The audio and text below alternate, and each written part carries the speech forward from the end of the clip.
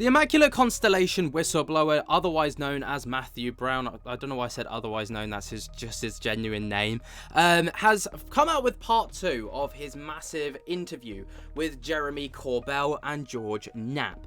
And this was equally as mind-blowing as part 1, and some of the things that were spoken about were so insane that there's no choice but to talk about it. So just a bit of a quick recap. I made a video about part 1 a couple of days ago, but Matthew Brown is the guy that filed the report for Congress that Jeremy Corbell handed over to Nancy Mace at the start of the Congressional hearing back in 2024. It was absolutely huge, and it was a very pivotal moment because it really blew the lid on Immaculate Constellation and what Immaculate Constellation truly was. But in part 2, there were some other kind of discoveries and other, big takeaway points. So we're going to be talking about it today. Obviously, you want to go over to Jeremy Corbell's YouTube channel if you want to see the full episode for yourself. But I'll give you my thoughts and opinions as we go. So the first thing that they went on to talk about is the discovery of a classified UAP report. So Matthew Brown, whilst working on his sensitive role, stumbled upon a 12-page classified report labeled the Immaculate Constellation on a shared server. The report was detailed UAP sightings, including images and descriptions of orbs and a black triangular object observed near sensitive facilities and Russian vessels. So the contents of the report include 4 key examples. So orbs transiting from coastal facilities to the ocean, a black triangular object comparable to the size of a vessel observed in the Pacific, a smaller angular black triangle hovering over a Russian intelligence vessel in the Atlantic with no apparent reaction from the vessel, and a summary slide indicating global UAP data collection, both tasked with incidental, suggesting a broader surveillance program. So the initial reaction and reporting attempt, initially skeptical, Brown considered the report might be a war game or a hoax, and after training on handling special access program SAP spillage, they attempted to report it.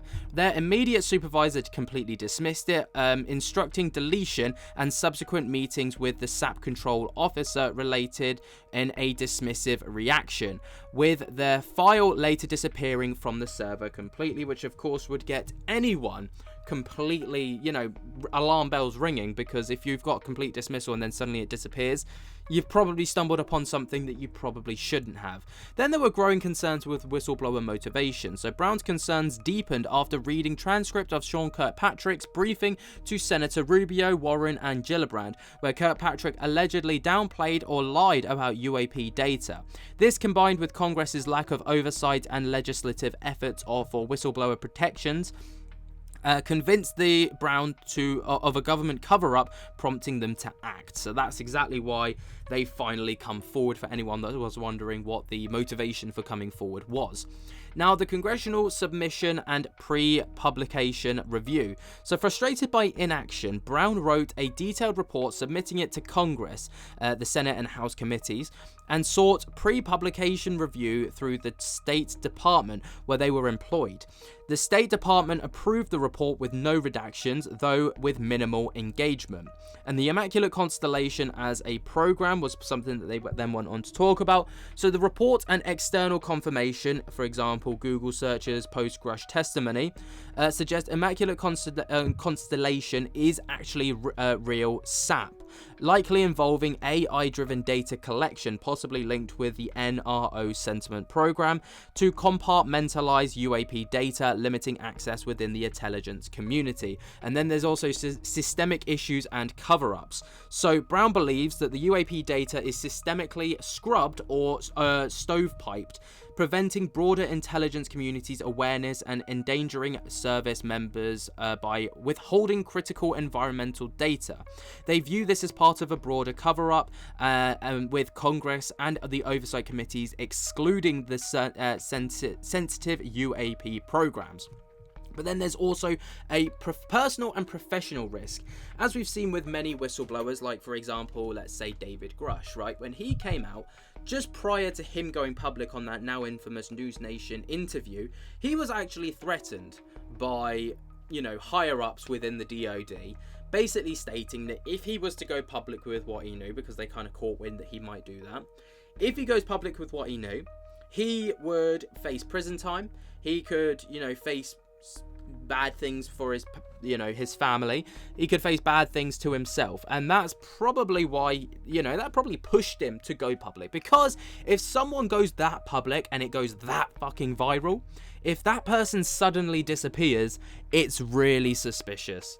So actually going public was probably the only thing that kept him safe, arguably kept him alive.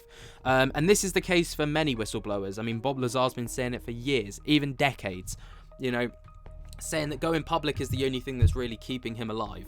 And he's got the dead man switch as well, which, for anyone that doesn't know, if these people wind up going missing, or, you know, worst case scenario, they pass away from, you know, unfounded reasons, then everything they know gets published to the internet.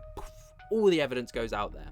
And obviously the government doesn't want that, so it's within their best interest to keep that person alive for as long as possible. Yeah, so it's a very clever tactic, but of course there are, you know, personal and professional risks that they do. So Brown faced career risks feeling marked after exposure to sensitive material.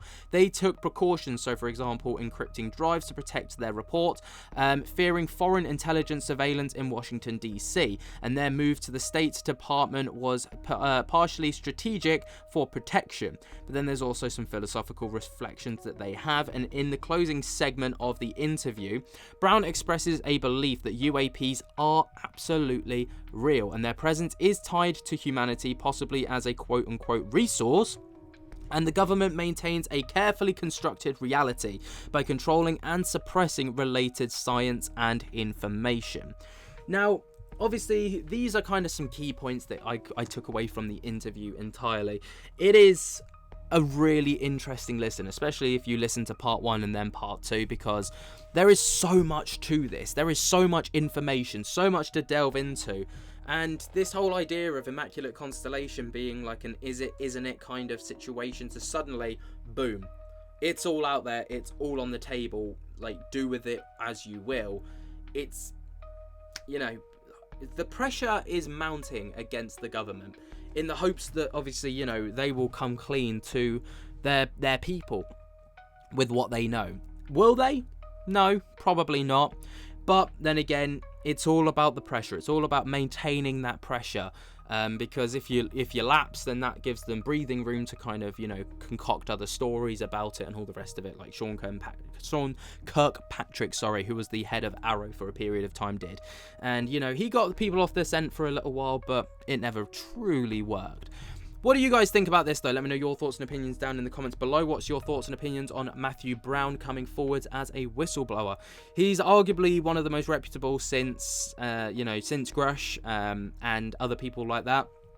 He's got a lot of credentials backing him, and he's one of few just this week that have come out. But what do you guys think ultimately? Let me know your thoughts and opinions down in the comments. While you're down there, jump scare the hell out of that like button and subscribe. And until next time, I'll speak to you later. Peace.